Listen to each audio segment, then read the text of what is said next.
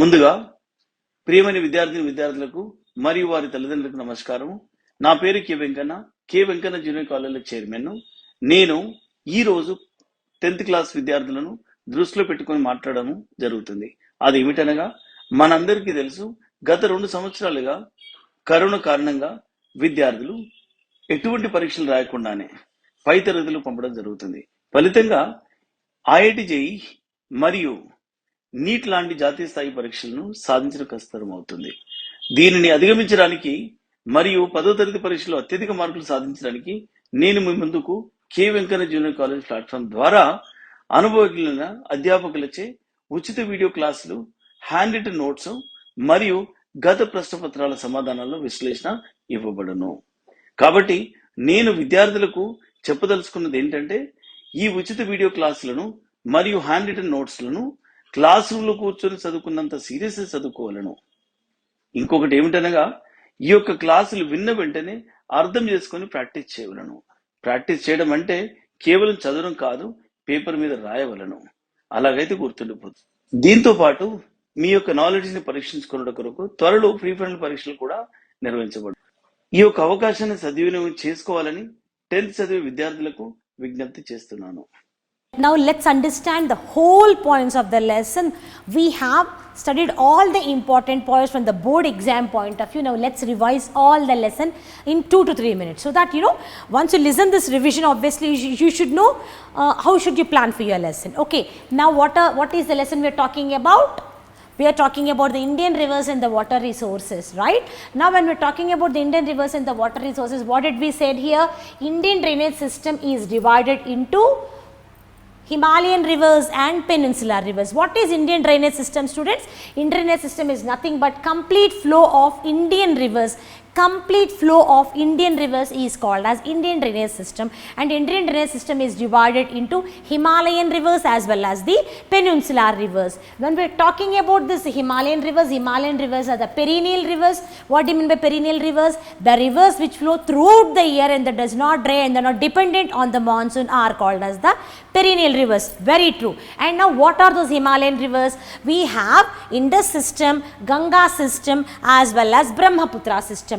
And Indus system, Ganga system and the Brahmaputra system. Indus system originated from Kailash range of Tibet near Manasarovar and enters into India through Jammu and Kashmir. And main tributaries are Jhelum, Chenab, Ravi and Beas, etc. And now the third one being, and which states does this in Indus system flow across? Indus system flows into the states of Punjab, Himachal Pradesh and flows from north to the northwest. And now coming back to the Ganga system, Ganga originates into glaciers from Gangotri. It originates as the Bhagirathi glacier, and other source is Satpanath glacier, where it originates at the Badrinath. Okay, and in Gangotri, where it originates, it is called as the Bhagirathi. Where it originates in Satpanath glacier, it is called as Alaknanda. Bhagirathi and Alaknanda join at a place called Devprayag, and they just keep moving throughout the northern part of the country. And where in the river Ganga flows, it is called as the Indo-Gangetic plain. Okay, and now coming back to this Brahmaputra system, Brahmaputra, this originates in the Sangpo in Tibet, again in China only, Sangpo in Tibet, origin from the Kailash range of Manasarovar of the southern part of the Tibet. And it enters, where does it enter through? It enters to the Arunachal Pradesh of the northeastern part of the country, and it is called as Siang, and then it is called as Dibang, and from Arunachal Pradesh enters into the Assam, and Assam, there it is called as Lohit, and from there exactly where this river is called as Brahmaputra. So these are the 3 systems of Himalayan rivers: Indus system, Ganga system as well as this Brahmaputra system. So we are done with this, what do you say, this Indian drainage system. We are done with the we are done with this in Himalayan rivers. So obviously you have the 3 Indian systems, Himalayan rivers. Now, as we study, as I explained about Indian Himalaya system, the second thing is Indian peninsular system. Indian peninsular system are the rivers which originated from different places of the India, but these are dependent on the monsoons. They are not the perennial rivers. They are non-perennial rivers. There is always a probability that because of lack of monsoons and lack of rainfall, these rivers can be dried up. That is the difference between a perennial river and the non-perennial river. And Indian peninsular system is, the rivers are not perennial rivers but are non-perennial rivers. And where does the Western Ghats divide the major peninsular rivers discharging their water into Bay of Bengal or Arabian Sea. Major rivers in this Indian peninsular system are, you have so many rivers like Godavari, Krishna, Mahanandi, Kaveri, Narmada and all. But now let's focus on the three rivers. Godavari. Godavari originates from Trayambak near Nasik in Maharashtra and discharges into Bay of Bengal. Discharges means merges into Bay of Bengal. What are the tributaries of this river? Tributaries of Godavari are Sabari, Indravati and Manjira. And now next coming back to Krishna.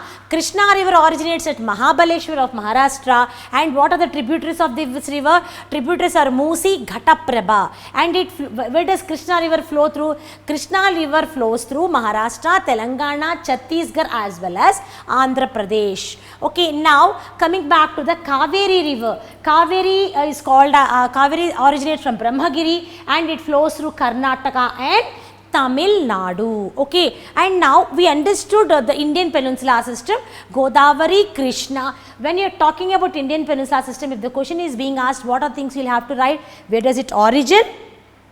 What are its tributaries? Where does it merge into? And on what are the states it flows through? So these are the points which you will have to remember and put across, and this also you always have a probability that it will come as into 4 marks answer or even 2 marks answer. So go through the rivers, Godavari, Krishna, Mahanandi, Kaveri, Narmada, Tapati, anything, go through that and understand its origin, where does it originate from, its tributaries, and which are the states it grows across, so, and where does it emerge in. So focus on all these things. And now with this we completed the Indian drainage system of Himalayan rivers as well as the Indian peninsular system, and now we are going to the next topic, water usage. We understood the origin of water. Now coming back to the water usage, how do we use it? We get the water, how do we use the water from? We use the water from surface flows as well as the groundwater. As I said earlier, surface water means what? The water which is available on the surface is called as a surface water. And you know what is groundwater? Portion of the water, because of the rainfall, the soil percolates, absorbs this water, and the water is being retained under the ground, and that water is called as this groundwater. And the water which we get across surface flow as well as this ground flow, how do and where do we use them? We use for water for agriculture, water for domestic purposes for human beings as well as animals, and the third usage of the water is the most important one, is the industrial usage. Hello students, myself is Sanjay Kumar Singh and I did my B from Birla Institute of Technology, Misra, and I am having 18 years experience of teaching. Now I am associated with KVC classes. Now here the advantage which you people are going to get, that there is a technical pool of faculty, mostly from IITs. So this is one of the biggest enabler for achieving your success. The second best thing is that doubt classes and all, they are conducted in the presence of faculties. So third is that your entire curriculum, timing of teachings, all is being monitored by IITians and NITians. So come here and join us. Now, after the different usages of water, we cannot speak, there are so many rivers as we said, but in this lesson there was a river by name Tungabhadra river. Tungabhadra river basin and how is the water being utilized in this particular areas. We picked up these points and we started focusing on that and understood as an example. So, we have focus on water usage in Tungabhadra basin and especially urbanization and how it is being utilized, and we discussed all these points. Urbanization and what are the water demands of that, and we focus on commercial and industrial developments, and how should you utilize the water when the population growth is there. We discussed about that, and water in the Tungabhadra basin, how is it being utilized properly, and other groundwater surface, and how is it utilized for agriculture and all we have discussed, and we have discussed even on the land usage, and even unauthorized irrigation. Some parts of the places of Tungabhadra were being given irrigation facilities, some of them were not given for the irrigation, but these all as well as we have discussed. And even we discussed about rational and equitable usage of water. It's not only understanding only the water, its origin, water resources and all, but we studied even about the rational and equitable usage of water. We took Hiware Bazar of Sahyadri ranges of Maharashtra as an example, as a case study, and we discussed all the points. This is as well a very important question from the board exam point of view. For 4 marks you will surely get. This is also very important question. Then you will have to say this as which scheme does this Hiware Bazar come across? Adarsh Gram Yojana scheme this comes across. And what are the points we'll have to focus? First thing is they countered continuous trenches were dug, and because of which soil erosion was being stopped, and because of soil erosion being stopped, the encourage of growth of the grass, and the next one being ban on the bore wells for irrigation. Okay, and they cannot sell land, they did not allow to sell land for outsiders. And the next one being water availability. Because of all these things, water availability increase and agriculture has grown. Agriculture was absolutely amazing, and there was second crop even in the 1 year, and cultivation of water intensive crops. Obviously there are certain amount of crops which require abundant water is being required, and so they stopped the cultivation of those crops. Cultivation of water intensive crops was being stopped, and water for irrigation through only dug wells and ban on the bore wells, and water use prioritization was being done. All these points were discussed in the Hiware Bazar as a case study. Where is Hiware Bazar located? In Sahyadri ranges of Maharashtra. This was also one of the important topic, and for the board exam point of view, this comes under 4 marks question. And remember all these points very well, and you can elaborate as well and write them. If you write these points for 4 marks, this should be more than enough. You all will score 4 marks. And now in this Indian rivers and water resources, the last topic is water as a common pool resource. We understood whole of the lesson, water is a very vital part of everybody's life, every living creature, precisely not only human being, all the living beings. Water is a very common pool resource, and what are the things, what are the problems what we are facing in the water pool? Water is a common pool resource. How do we get water? We get water in the groundwater. We have studied the whole of the drainage system of the country as well, perennial rivers and non-perennial rivers.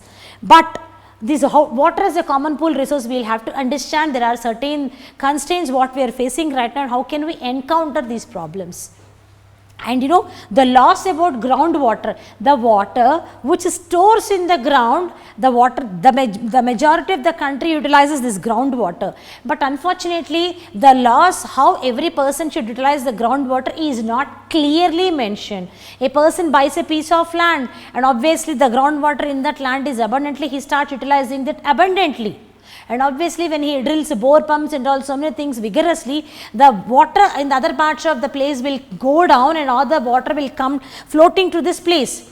So obviously there is unfair job which is really happening. So obviously what are the more important things are, laws about groundwater in many states are outdated and inappropriate. The rules and regulations in all the states are almost outdated. People does not even focus on any of these things. People does not focus on the rules and regulations of the groundwater, and they just take it very easily, and which is a very alarming very alarming thing. So the laws have to be very strict, especially in the groundwater and its access to the land ownership and groundwater and its access to it. And the next thing comes is the basic link between access to groundwater and land ownership rules are, and obviously as I said, a person buys a piece of land and because he is owner of the land, he thinks he has got the access to all the water under the ground. Yes, he do have, but we will have to focus on other people, other places where the people are the owners of the land as well. We start drilling the water here, the water level will automatically come to our place and the water level in other places will come down. So obviously this basic link between the access to groundwater and the land owners, the rules are really flawed, they are not appropriate. Even they have to be rethinked about it and they have to be thinked thoroughly about it, very strictly to encounter this problem. And now water is, we need to understand that water is a collective fluid, it is a natural resource, it is not my property or your property, others property, it is a collective pool, it is a natural resource, is meant for all the human, meant for all the nature, all the living creatures of the earth, including plants, animals, every one of us are dependent on the water. It is the basic requirement of any living thing, water. We can sustain even for a couple of days even without food, but we cannot sustain without water. We need to understand and register in the brain, water is a common pool resource for everybody and it has to be utilized properly in a constructive way. Okay? And now laws are required to recognize that water is a common flowing resource. Everybody, there are so many differences happening between the states, the flow of the rivers and all. There are so many differences which the states quarrel, the states fight on this river, this part of the river is mine. But we need to understand that it is a common pool, and laws are also required to recognize that water is a common flowing resource, and based on the requirements of the particular people, the resources also has to be equally divided. And this does not happen.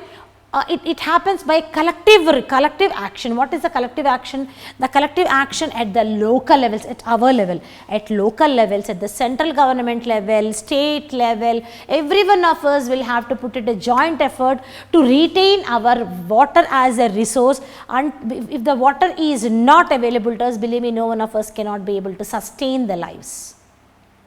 So, every drop of water is precious. Do not waste the water, students. Wherever you see the taps are flowing with water, please go immediately and turn off the taps so that the water does not go waste.